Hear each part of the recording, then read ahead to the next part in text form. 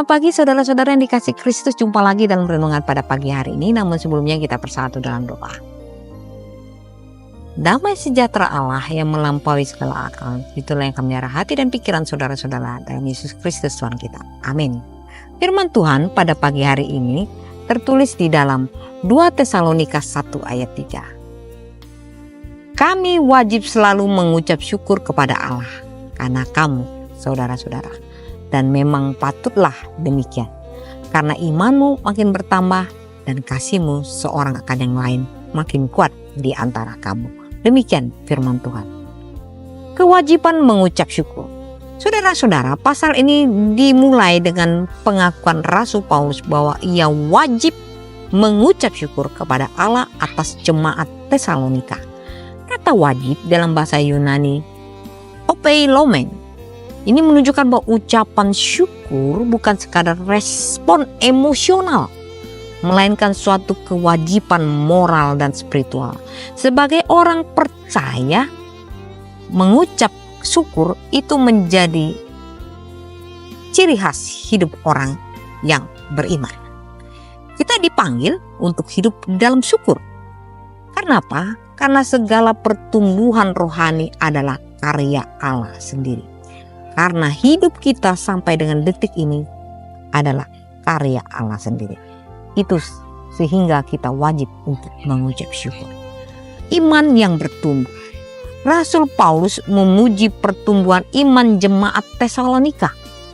Iman bukanlah sesuatu yang statis saudara-saudara, tetapi harus terus berkembang. Lukas 17 ayat 5. Oleh karena itu Paulus bersyukur karena melihat perkembangan iman jemaat Tesalonika yang semakin bertumbuh, semakin kuat. Pertumbuhan iman terjadi melalui pencobaan. Yakobus 1 ayat 2-4. Pendalaman firman Roma 10 ayat 17. Dan juga ketekunan dalam pengharapan. Hal ini mengingatkan kita bahwa pertumbuhan iman itu didasarkan dengan iman sejati yang selalu menghasilkan buah yang nyata dalam kehidupan orang yang beriman setiap hari. Kasih yang menguat. Selain iman, kasih mereka juga semakin kuat. Ini hasil dari pertumbuhan iman yang berkembang dalam kehidupan umat percaya.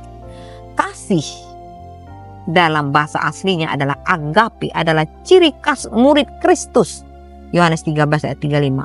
Dan buah roh Galatia 5 ayat 22. Kasih yang sejati artinya tidak egois dalam kehidupannya, tidak mengenal egois, tetapi rela berkorban dan memperhatikan sesama. 1 Korintus 13 ayat 4-7. Jemaat Tesalonika hidup dalam kasih yang tidak egois, rela berkorban. Bahkan di tengah penganiayaan tetap bertahan dan setia, menunjukkan kasih setianya kepada Tuhan. 1 Tesalonika 4 ayat 9-10.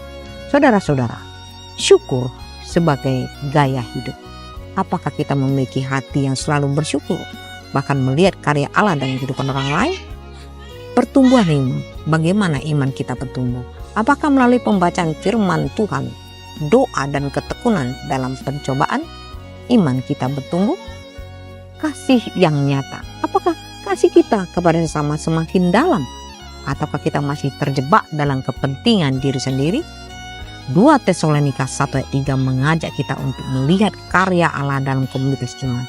Nah, iman dan kasih bertumbuh itu adalah alasan untuk memuliakan Tuhan. Marilah kita terus membangun iman yang teguh dan kasih yang tulus, sehingga hidup kita menjadi persembahan syukur yang berkenan kepadanya. Sebab di dalam Kristus saja imanmu berharga dan kasihmu menjadi kesaksian. Selamat beraktivitas. Tuhan Yesus memberkati. Amin.